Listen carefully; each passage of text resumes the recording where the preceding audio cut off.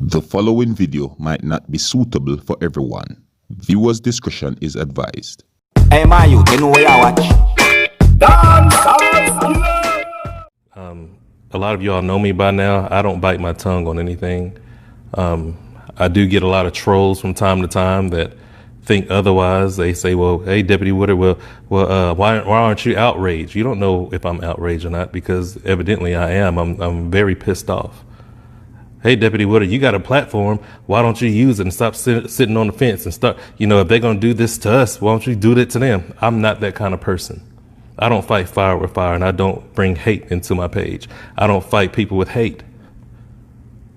But you need to talk to some of your fellow officers or whatever and tell them to stop killing people.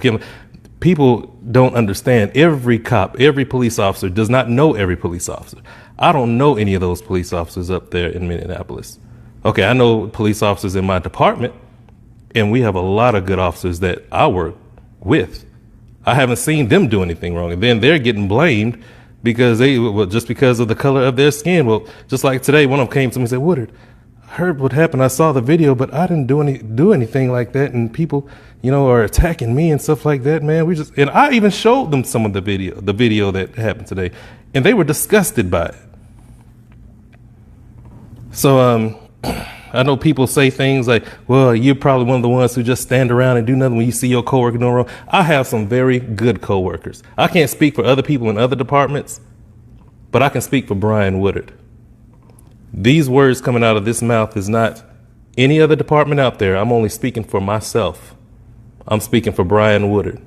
Now, some people might like what I have to say, and some people might not. They might not like it, and that's okay, because you have a choice to whether you want to stay or turn the page. Now, I watched that video of Gregory Floyd, and it is hurtful. He should still be alive today. He should still be alive today. There shouldn't be any reason in the world why his mother and his family should have to bury him, because he should still be alive. Yes, I'm saying it.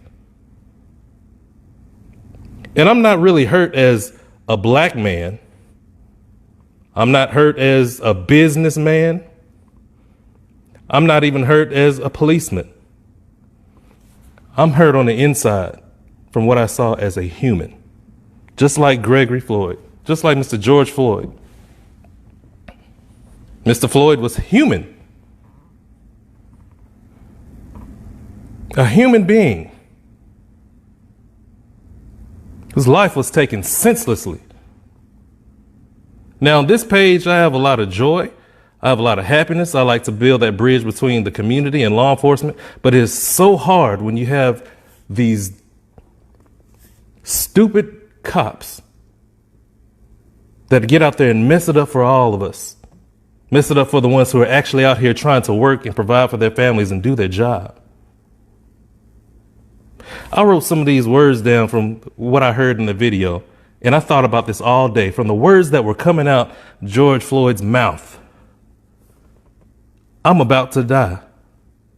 There was a man in the audience on the curb that was saying, man, look, y'all don't handle him that way, because I had a friend of mine, he died just like that when the police was doing this to him and doing that to him. And Mr. Floyd said the same things. Well, I'm about to die the same. He said that. He also said, I can't breathe. My face. Just get up. I can't breathe. Please, your knee is in my neck. And then to hear a grown man, knowing that he's helpless, call for his mother. Mama, mama. And some of you ladies who have children, you know how hard it is when your child is in need, or if they're hurt and they're calling your name, and sometimes you might not get to them right away. It does something to you on the inside. He also said, my stomach hurts, my neck hurts, everything hurts. Look at the video. These are the words that are coming out of this man's mouth on the ground. Please, please, officer. Please, please. I can't breathe, officer. I believe his last words were, I cannot breathe. Do you know how hard it is to try to bring peace and love in the community when you still have a lot of rotten apples and bad apples? It is very hard. And I'm going to say it. Some people do not need to be in law enforcement. It's an embarrassment. But I'm not worried because God is going to deal with those. God is going to definitely deal with those. And then the crazy officer that's standing out there looking stupid in the middle of the street. Yes, I said it, looking stupid at the people. They're telling him, look what you're doing. You're hurting him. He can't breathe. And the thing that comes out of his mouth is, oh, well, that's what you shouldn't do. Don't do drugs. I don't care what kind of drugs this man was doing. I don't even know if he was actually on drugs or not. I don't care. But if he was on drugs, I don't care if he was doing crack. I don't care if he was shooting up. I don't care if he was even smoking weed or snorting cocaine. Does that mean that his life is worthless? No, it does not. Does that mean he's less of a person because he has made mistakes or he has something in the system? No, it does not. People act like they get so high and mighty that they forget where they come from. There's a lot of people who have crazy problems in their family too, like drug. I have them in my family. Do I have people who have smoked crack in my family? Yes, I have. Do I have people that smoke weed in my family? Yes, I have. Yes, I do. Do I have people who've had drug problems and alcohol problems or whatever problems? Yes, I'm saying that as officer. I have that in my family as well too. But that does not mean that I sit there and I look down on them and thinking that their life is worthless and their life is lesser than life that I have. Like their life is more, like my life is more important than them. No. Who do some of these people think they are when they get in some of these high positions and they think they're doing well and they're making money and they wear a badge and whatever the case might be? Some people are wearing it the wrong reasons because they forget where they come from. Our job is to serve and protect the community. That's what we're supposed to do. And a lot of people that get in these offices or get in these positions, they forget that. They act like their life is just petty. I don't care what this man was on. They can say whatever. I don't care if they said he was on sandpaper. He was still loved by somebody. He was still loved by somebody, y'all. From what I saw and what I showed some of my officers that I'm friends with and that I work with, when they saw the video today, even of the opposite race, even the white, they said, Woodard, that's just plain murder. Why would they do that? Yes, it is. Plain murder. Plain murder. What I saw in that video, guys, was disturbing. A lot of people don't know this, but coming up as a young teenager, I used to work in a funeral home. And thank you and kudos to John Beckwith, who owns the Golden Gate Funeral Home in Dallas, Texas. He took me up under his wing. And back when I used to work the morgue at a young age, I've seen people come in there all kinds of ways, cut up, shot up, dead, cancered out, whatever the case might be. That man's eyes got really big in that camera while he was laying on the ground, just like this, and then they relaxed. He died at the scene. He died at the scene. He took his last breath on Facebook Live. Could you imagine how his family feels if his family saw that? They saw it. And there's nothing they could do about it right then and there. Minutes went by. This officer still has his knee inside this man's neck. Do you know how hard concrete is in the street and you're putting your body weight on it? More time went by. He still has his knee in this man's neck. The paramedics even get there. The paramedics get there. He still has his knee in this man's neck. You even see a paramedic come and check his pulse. This officer's knee is still in this man's neck, y'all. The only time he gets up is when they pick up his lifeless body. Death had already settled in and taken over. And of course, none of those people out there were doctors, because anybody knows, even if you die at some scenes, you still get pronounced dead at the hospital. A doctor has to pronounce you dead. I saw death right there because I've seen death at a young age and as a police officer. But I seen it first when I was younger. I know how death looks in the face. And what's so disturbing about it is there are people that wanted to help. Don't get me wrong. People on the sidewalk tell, hey, look at them. They're telling this officers that, and you still have your dumb behind with your knee in this guy's neck while he's lifeless on the ground. So already gone. Death is already taken over. But it's sad that people wanted to go ahead and help and they couldn't. They could not help because they were afraid. That officer took his mace out. Hey, get back there. It's just like a spider catching his lunch. You better not come near it, or a dog getting his lunch. If you come near what the dog already has in his mouth, guess what? He's going to growl at you. I've seen a lot of stuff on Facebook. I've seen a lot of stuff in the street. I've dealt with a lot of stuff throughout my whole life, but I have never seen something so heinous just like that. So demonic. And like I said, I don't care what that man has done. When you have your hands behind your back and your face down, ladies and gentlemen, you can pass out and not wake up.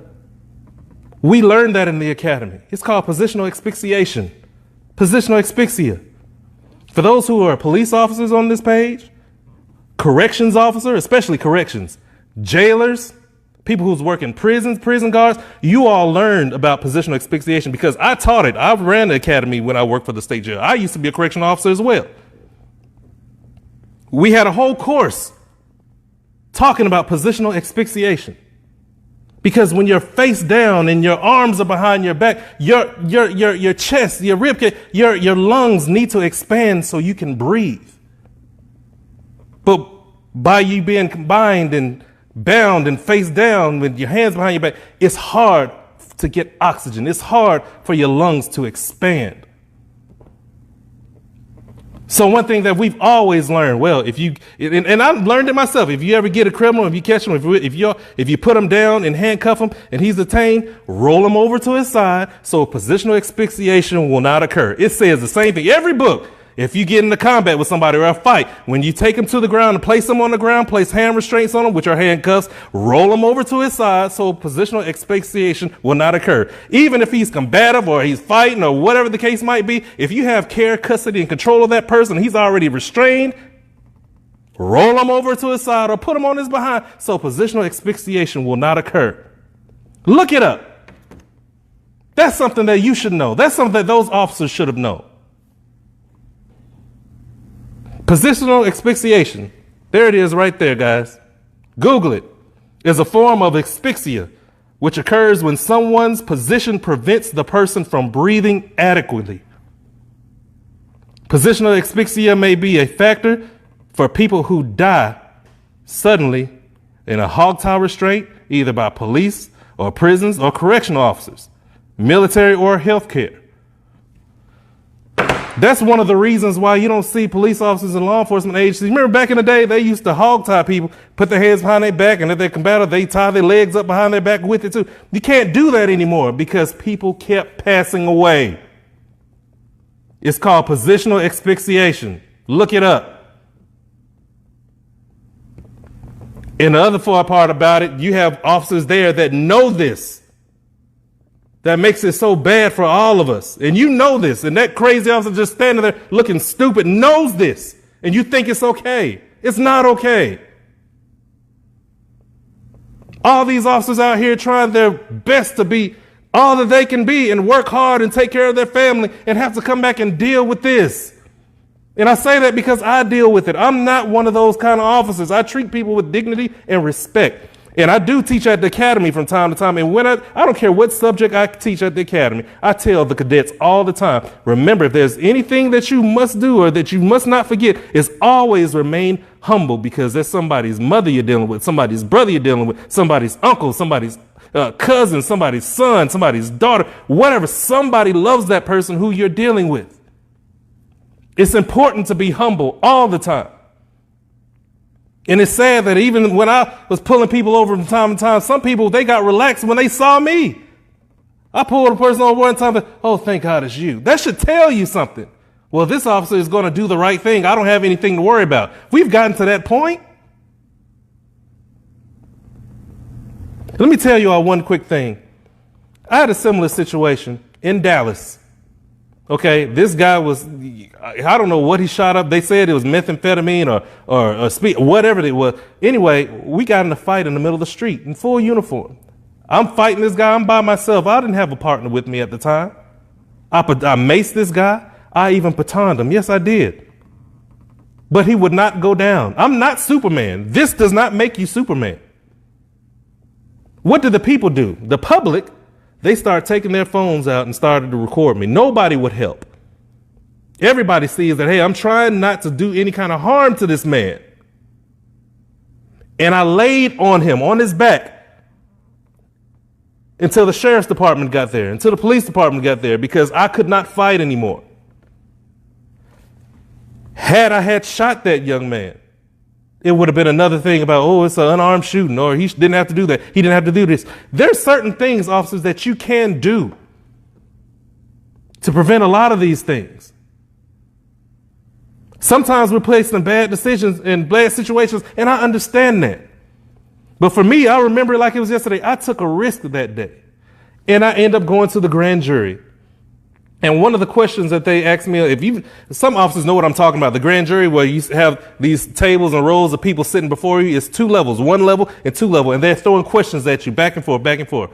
And one of the questions was, well, Deputy Woodard, if your life was in danger, which it was, because we saw this video and we saw this and we read the statements from people and whatever, how could you not? Why did you not use deadly force? And my simple answer was, because I laid on top of them and I held on because I knew help was coming until help arrived.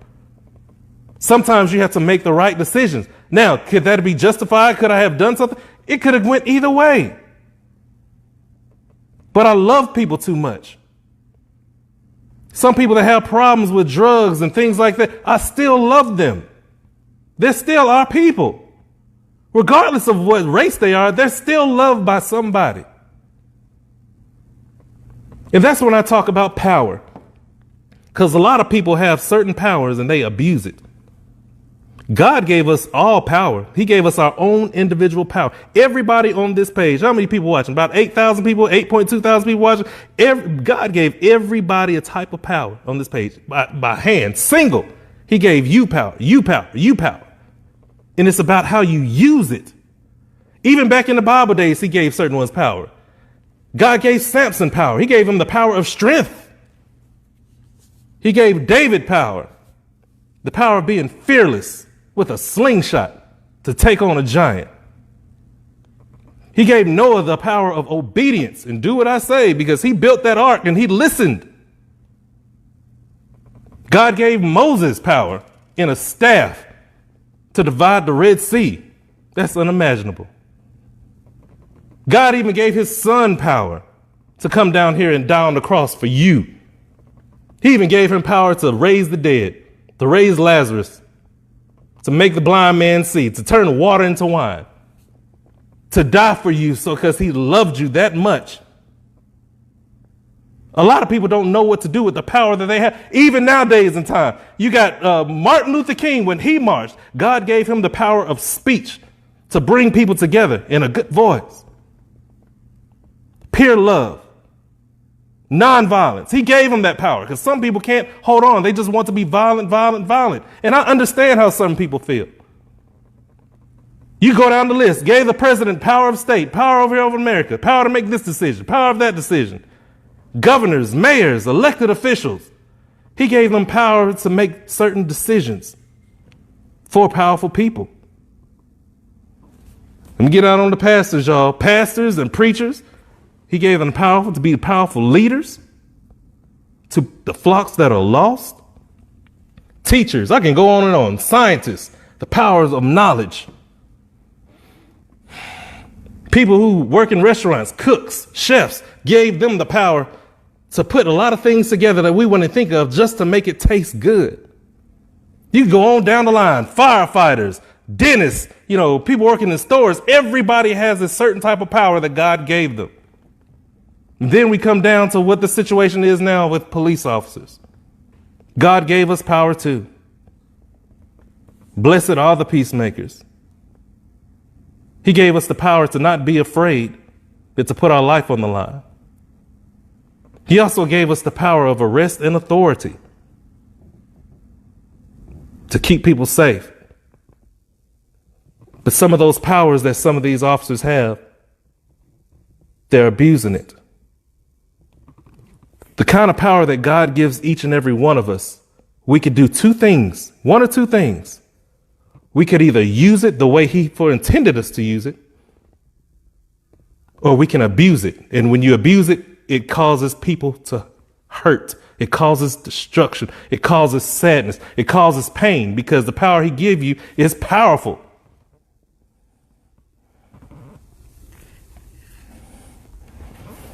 And I think of 2 Timothy 1:7. For God has not given us the spirit of fear, but the Lord has given us power. Gave us the power of love and the sound mind. A lot of people just don't understand that. I hate to see people abusing their power. I saw the riots, you all, and I hope this message really reaches to a lot of people in Minneapolis.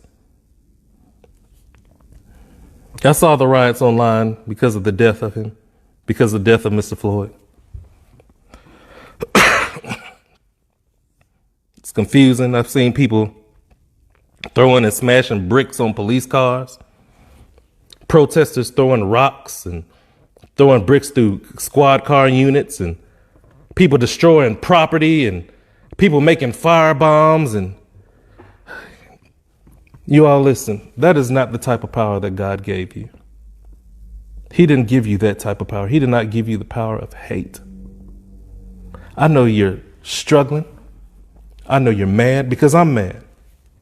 I know you're upset. And to add on to that, people have been around sitting at home due to COVID-19, sitting in the house all day long, wanting to go outside. You've already been frustrated. You already got a lot of agitation in you. I understand that. But I'm asking that young man that's part of that riot and that's planning on rioting again, because I know a lot of these young people, they have that kind of mindset. Hey, young man, please, man, put that bottle down. There's no need to destroy anything of what people worked hard for. That young lady with that spray can doing graffiti and spraying these police cars and things like that, put that can down, because it's not going to help the situation, you all. That's your community. To my brothers and sisters, don't destroy their own buildings. Don't destroy your own places of worship. Don't destroy your own stores. Don't destroy your community. Because when you bring hate into it, not only does it affect you, because you don't see it right now, but it affects other people. Prime example, now that you have rioted and let's say you destroyed everything, and you destroyed the stores, you destroyed this and destroyed that. Well, did you think about your senior citizens? Think about grandma. Grandma is a diabetic. She needs to go to the store to get her insulin so she can live. And she can't do that anymore because it's destroyed by looters and protesters and people acting crazy and destroying the businesses. She shouldn't have to suffer, y'all. There's single moms out there. Single moms are very powerful. They hold it together. They can make two ends meet from time to time. It's hard, but I know the struggle is real. But they still need clothes and diapers to feed their children, for food, and they need to clothe them and bathe them. They need soap. They need utilities. They need things that they have to get from the store to take care of their kids. But they won't be able to do that if you destroy your community.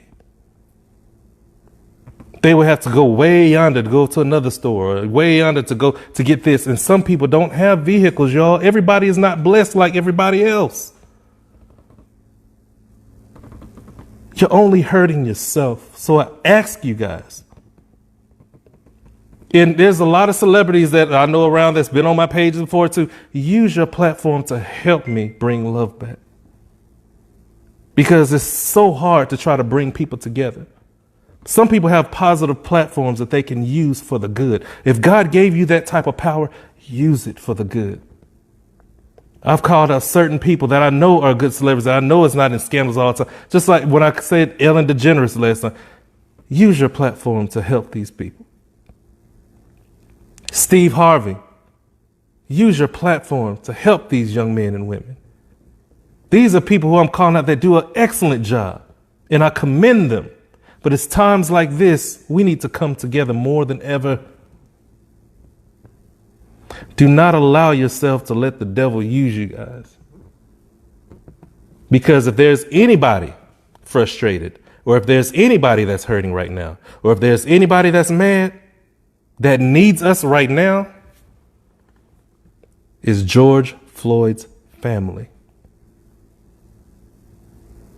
They need us. Don't get so caught up in rioting and getting frustrated and things like that, which I know that's the human part of you. Somebody's still sad back there. Somebody still needs you. Somebody still needs to be sad. They wish they had their child back. They wish they had their family member back. They don't have them anymore. They need us. There's some people out there that, like I said before, that really don't need to be police officers because they don't know what it feels like to serve. We can wear a badge all day long. But if you don't have a heart up under that badge, then you need to get out. It's not the career for you. You need to find something else to do because you're hurting us all. You're hurting us all. And you're hurting it for people like me that try hard to go ahead and try to help people, encourage people to overcome certain things like this. It makes it harder for me. And not only does it make it hard for me, I get challenged with it too, because I get hate mail because I'm a cop. I get this in there. I get this. Yeah, you just like that. No, I get all that. But if you don't have a heart up under this is not the career for you. And let me say this to some of these young folks out there. All cops are not the same, baby. All of us are not the same. I can't be blamed for what the other officer does or what another cop does. I can't be blamed for what a cop does way across the country, but I get blamed for it. I'm only human as well too, but all I can do is do the right thing. It shouldn't be to the point where we have to prove to you that, hey, we're the good guys. We need to start praying these demonic ones out. And for those of you all that feel that it's okay, it's just another, ain't nothing gonna happen, whatever, watch and see how God works.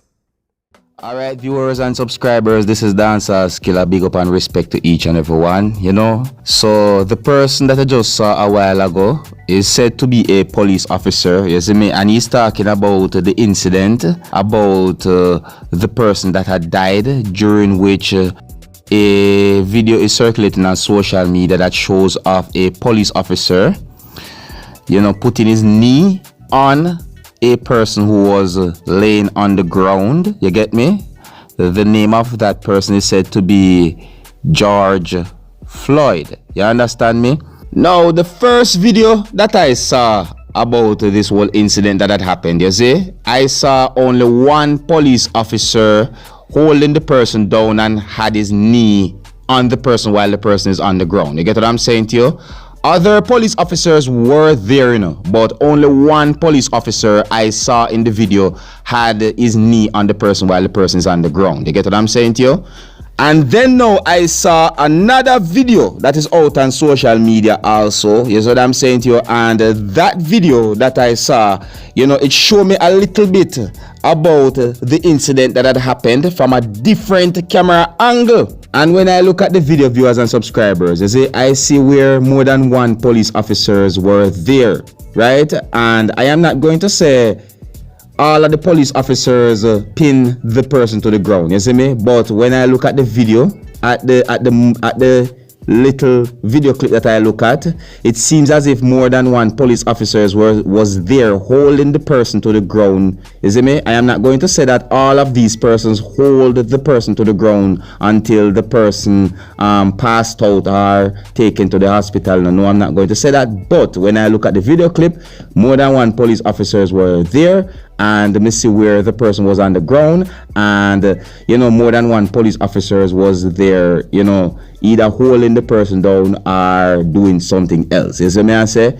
Yeah, and in news reports it said that 4 police officers had been fired according to news reports. You see me I say? Look, ever since this thing happened, viewers and subscribers, there had been protests within the Minneapolis area, or the place that is known as Minneapolis, that is within United States of America. You see me? And the protest seems to get out of hand. You understand me? All kind of things happened. Me see videos where motor vehicle, like police vehicle got persons throw objects at the police motor vehicle and all kind of things. I'm telling you, viewers and subscribers, it's like basically it seems as if persons are just angry because of what had happened. You see me? Right? All kind of things me say posted on social media, all kind of videos posted with all kind of things that had happened, and it's all said that these things had happened because of the person that had died. I'm only telling you according to what had been said on social media, and I'm only telling you according to the videos that I saw on social media. You see me? Well, viewers and subscribers, this is where I'm gonna leave it. Yeah, I only hope that something like this just don't happen again. You see me? Yeah, I mean, I just hope that something like this never ever happen again. I hope I never hear something like this happen again. You get what I say to you? Alright. So here's just when we leave it here, viewers and subscribers. Alright? So until the next time, my name is Dancehall Skilla. Uno big up on yourself. Yes, it. Hey, my youth, you know where I watch? Dancehall Skilla! Hear me now? Hey, yo, Skilla! You are watching Dancehall Skilla Entertainment.